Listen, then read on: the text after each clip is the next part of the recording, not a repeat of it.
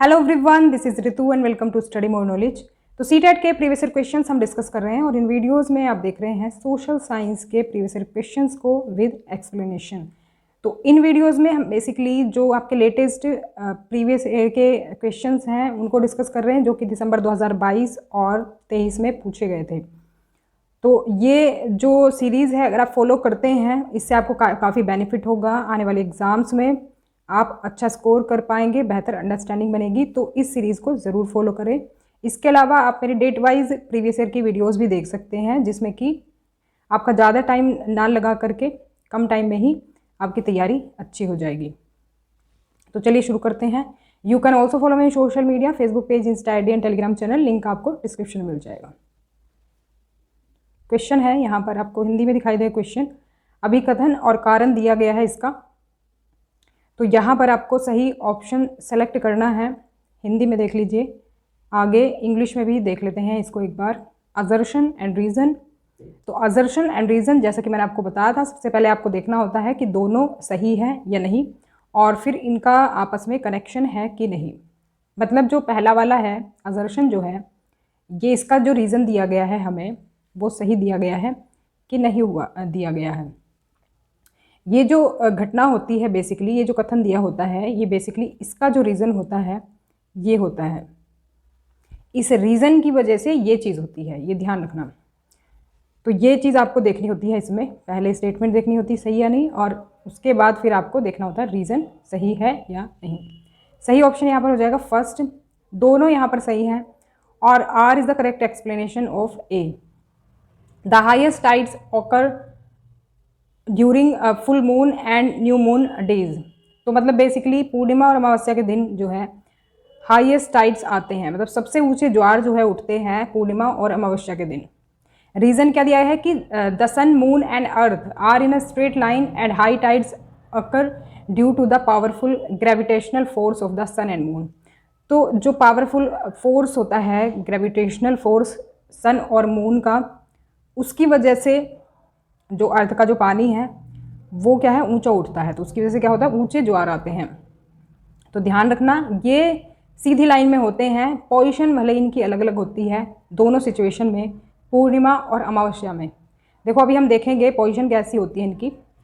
तो ज्वार कैसे बनते हैं पहले देख लेते हैं। सूर्य और चंद्रमा द्वारा लगाया गया शक्तिशाली गुरुत्वाकर्षण बल पृथ्वी की सतह पर ज्वार भाटे का कारण बनता है।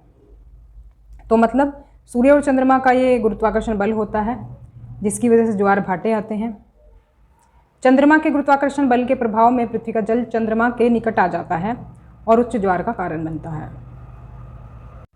तो जो चंद्रमा का गुरुत्वाकर्षण बल होता है उसके प्रभाव में जब पृथ्वी का जल आता है तो चंद्रमा के निकट आ जाता है। तो ऐसा होता है ना, कुछ चीज़ें खींचती है, जैसे वो चुंबक को आप देखो, मैग्नेट को देखो, तो मैग्नेट के साथ अगर कोई लोहा उसके आसपास दिखता है तो वो अपनी तरफ खींचता है, वैसे ही होता है इसमें भी। तो जब चंद्रमा का गुरुत्वाकर्षण बल जो है पड़ता है तो ये पृथ्वी का जल को खींचता है अपनी तरफ, तो इस वजह से उच्च ज्वार का ये कारण बनता है।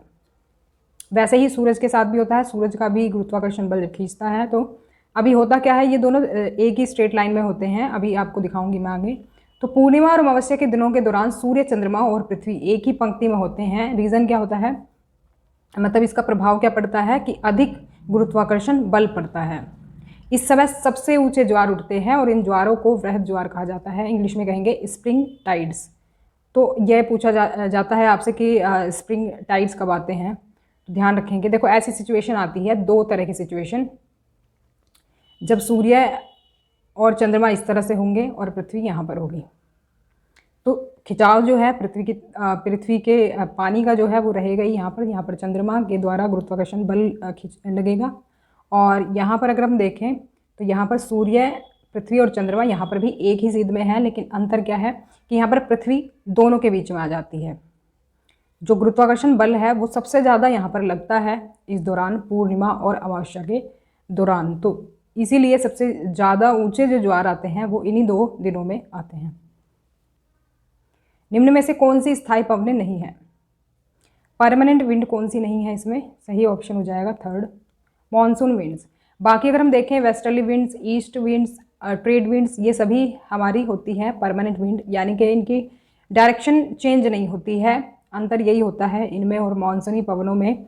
मॉनसून विंड्स जो होती है इनकी दिशा बदलती रहती है मौसम के अकॉर्डिंग, तो इसीलिए परमानेंट विंड में ये नहीं आएंगी, क्योंकि परमानेंट विंड में वही पवनें आएंगी जो अपनी दिशाएं नहीं बदलती हैं, साल भर इस एक ही डायरेक्शन में बहती रहती हैं।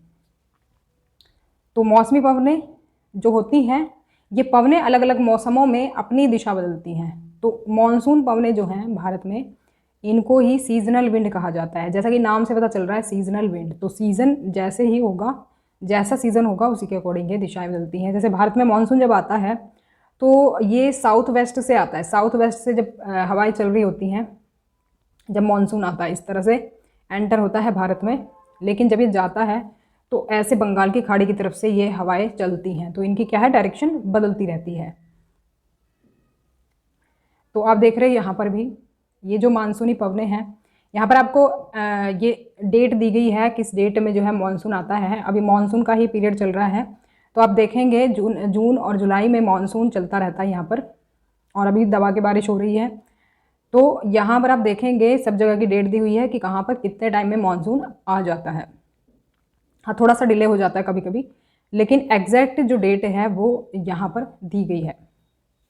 तो ये जो आप देख रहे हैं, पहले तो ये पवनें कुछ इस तरह से चलती हैं, तो चल रही हैं पवनें, लेकिन जब मानसून लौटता है तो ये इधर से चलती हैं वापस, फिर ये इधर को चलती हैं बंगाल की खाड़ी की तरफ से, ये जो आपको दिखाई दे रही हैं।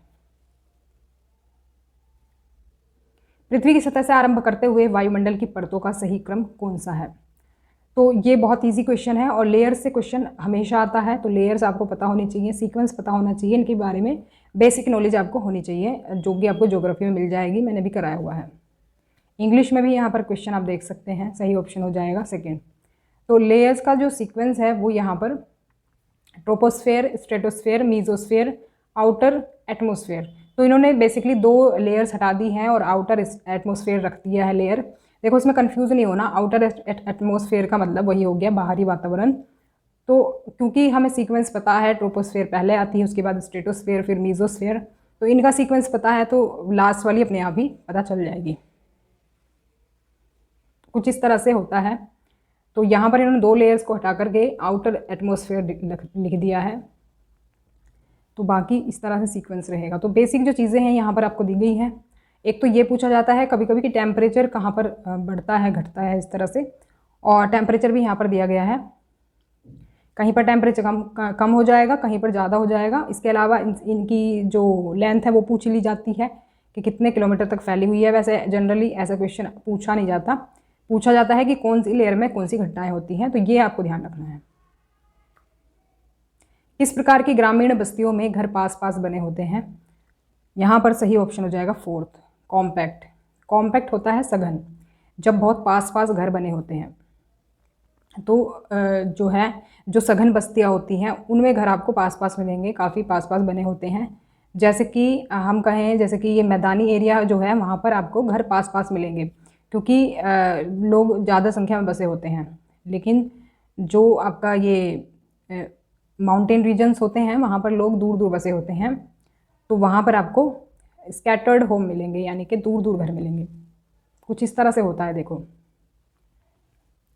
अगर आप नोटिस करें तो ये जो सघन बस्ती है यहाँ पर घर पास पास बने हुए हैं, और इस तरह की सिचुएशन आपको दिखेगी मैदानी इलाकों में, जहाँ पर सारी परिस्थितियाँ होती हैं लाइफ के लिए, लाइवलीहुड के लिए। तो वहाँ पर आबादी ज़्यादा होती है, तो उसका रीज़न ये होता है, मतलब उसका प्रभाव ये पड़ता है कि घर पास पास बने होते हैं, क्योंकि जगह उतनी नहीं होती है, क्योंकि ज़्यादा लोग बसे हुए होते हैं। वहीं पर जब जो ये पहाड़ी एरिया होता है यहाँ पर लाइवलीहुड का भी प्रॉब्लम रहता है, और सारी परिस्थितियाँ भी नहीं होती हैं जीने के लिए, मतलब उतनी सुख सुविधाएँ नहीं होती हैं जितनी मैदानी एरिया में होती हैं। तो इसलिए यहाँ पर कम जनसंख्या रहती है और कम लोग रहते हैं। तो अब कम लोग रहते हैं तो घर भी कम ही होंगे, तो घर दूर दूर बने होते हैं इस तरह से। तो इसको प्रकीर्ण बस्ती कहते हैं, स्कैटर्ड। मल्चिंग का महत्व क्या है? What is the importance of mulching? सही ऑप्शन हो जाएगा यहाँ पर फोर्थ, मृदा की नमी बनाए रखने में सहायक होती है। मल्चिंग बेसिकली होता है अर्थ की सरफेस को कवर कर देना किसी भी एक्सटर्नल मटेरियल से। जैसा कि आप यहाँ पर देख रहे हैं, मान लो हमने कोई फसल बोई है और हम उसकी नमी को ज़्यादा लंबे टाइम तक बरकरार रखना चाहते हैं, तो उसके लिए हम क्या करेंगे, उसको एक्सटर्नल मटेरियल से कवर कर देंगे। वो घास फूस हो सकती है, कोई और चीज़ हो सकती है, तो जिससे हम इसको कवर कर देते हैं, जिससे कि जो मिट्टी की नमी है वो ज़्यादा टाइम तक बनी रहे। मिट्टी की नमी क्यों ज़्यादा टाइम तक बनी रहेगी, क्योंकि सूरज की रोशनी डायरेक्ट नहीं पहुंच पाएगी। सूरज की रोशनी डायरेक्ट पड़ती है तो नमी जल्दी ख़त्म हो जाती है। तो इसी वजह से ये मल्चिंग कहलाता है, जब हम अर्थ को कवर कर देते हैं किसी एक्सटर्नल मटेरियल से। यहाँ पर टेरेस फार्मिंग भी है, जिसके बारे में अक्सर पूछा जाता है, सीढ़ी नुमा खेती। खनिजों के संदर्भ में निम्नलिखित में से कौन सा कथन सही नहीं है। यहाँ पर इंग्लिश में भी आप इसको देख सकते हैं। सही ऑप्शन यहाँ पर हो जाएगा third, minerals are spread evenly throughout the space. तो ये गलत है। यहाँ पर क्या कहा गया है कि पूरे स्थान में समान रूप से फैले होते हैं मिनरल्स, तो ये गलत है, क्योंकि मिनरल्स जो है हर जगह पर नहीं पाए जाते हैं और समान रूप से नहीं वितरित होते हैं। बाकी स्टेटमेंट्स अगर आप देखें तो ये बाकी ऑप्शन जो हैं वो सही दिए गए हैं कि खनिजों का निश्चित रासायनिक संयोजन होता है, ये प्राकृतिक रूप से पाए जाने वाले पदार्थ हैं, इनको ह्यूमन नहीं बनाते हैं, और किसी विशिष्ट क्षेत्र या चट्टानों के गठन में ये पाए जाते हैं, तो ये सभी सही हैं। बस ये गलत है कि समान रूप से ये वितरित नहीं होते हैं। आगे बढ़ते हैं। कौन सा उद्योग विश्व का प्राचीनतम उद्योग है? सबसे पुरानी इंडस्ट्री जो है, oldest industry in the world, तो ये हो जाएगा ऑप्शन नंबर सेकंड, कपास वस्त्र उद्योग। कॉटन टेक्सटाइल इंडस्ट्री जो है ये काफ़ी पुरानी इंडस्ट्री है।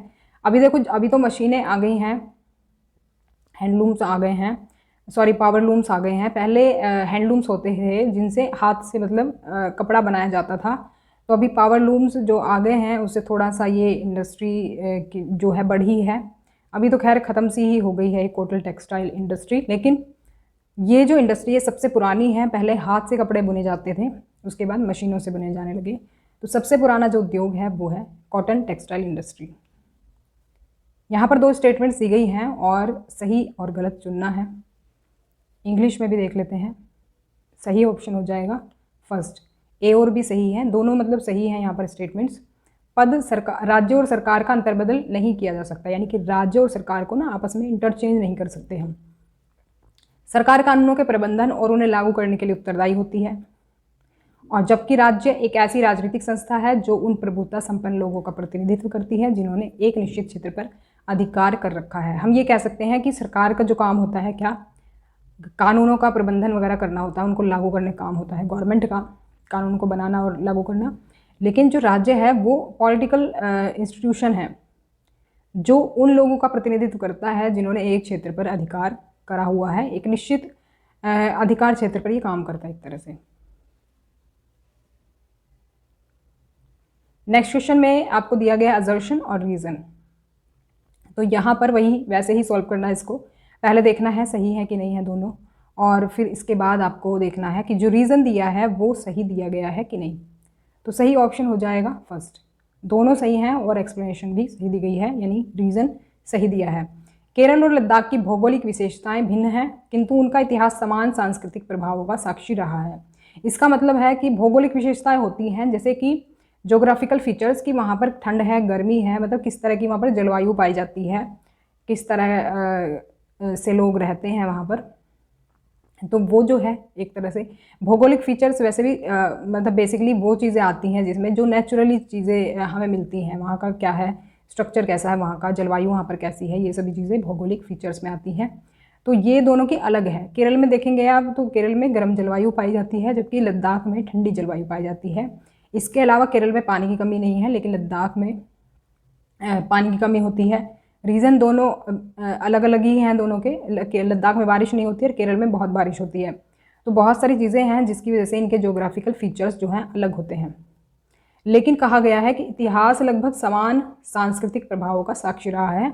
इसका मतलब है कि जो इतिहास में जो यहाँ पर कल्चरल जो इन्फ्लुएंसेस आए वो अलग अलग लोगों के आने की वजह से आए। अब देखो लद्दाख में लोग चाइना से आ जाते थे, चीन तिब्बत की तरफ से आ जाते थे लद्दाख में, और यहाँ पर केरल में बाहर के देशों से आ जाते थे, समुद्र के रास्ते आ जाते थे। तो बाहर के लोग क्योंकि यहाँ पर आए तो यहाँ पर बहुत सारे आपको धर्म देखने को मिलेंगे। कल्चर जो है एक तरह से डिफरेंट यहाँ पर हमारे भारत से डिफरेंट मिलेगा, दूसरे देशों का प्रभाव यहाँ पर ज़्यादा मिलेगा।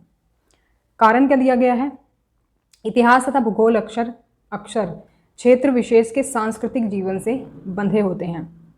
तो यहाँ पर बेसिकली वही है कि जो कल्चरल लाइफ होती है वो कहीं ना कहीं रिलेटेड होती है हिस्ट्री एंड ज्योग्राफी से, जो कि हमने अभी चीज़ें देखी। हिस्ट्री क्या है कि यहाँ पर क्या क्या चीज़ें हुई, कौन कौन लोग आए, तो उनका कल्चर जो है यहाँ पर यहाँ के लोगों ने अडॉप्ट कर लिया, तो यहाँ पर काफ़ी आपको प्रभाव दिखेगा बाकी के कल्चर का।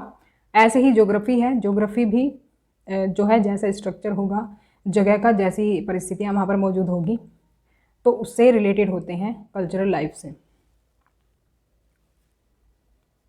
यहाँ पर नेक्स्ट क्वेश्चन है, एक आपको ऑप्शन सेलेक्ट करना है कि ये एक ऐसा संगठन या अभिकरण है जिसके द्वारा कोई राजनीतिक इकाई अपने प्राधिकरण का प्रयोग करती है और नागरिक कार्यों पर नियंत्रण रखती है।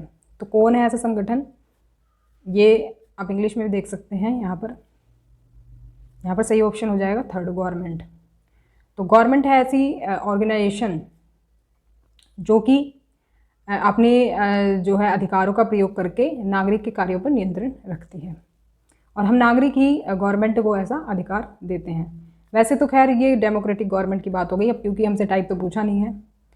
तो किसी भी टाइप की गवर्नमेंट हो वो नागरिकों पर अपना अधिकार रखती है। तो ये थी हमारी आज की वीडियो। पसंद आई तो लाइक करें, शेयर करें ज़्यादा से ज़्यादा, और सब्सक्राइब कर लें चैनल को अगर आप चैनल पर नए हैं तो, रेगुलर अपडेट्स एंड नोटिफिकेशन के लिए। तो मिलते हैं नेक्स्ट क्लास में, तब तक के लिए stay connected and keep watching study more knowledge. Thanks for watching.